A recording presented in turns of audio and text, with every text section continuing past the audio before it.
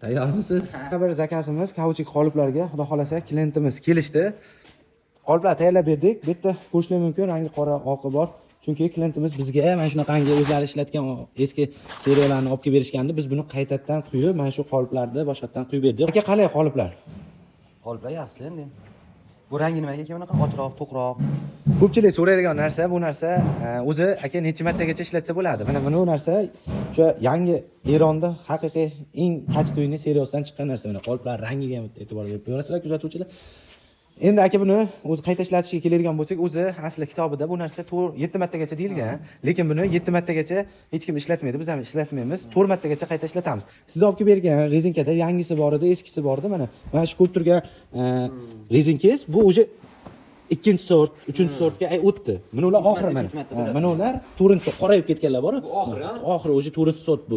Bo'ldi, buni ag'iga elsiz o'zi 5-sort bo'ladi. Bu 5-sort qilban bo'lmaydi, chunki buni o'sha hidi o'tkir bo'ladi, eritishda muammo bo'ladi, chunki bizniki qo'l mehnati bo'lgani uchun balalar ham qiynaladi aka.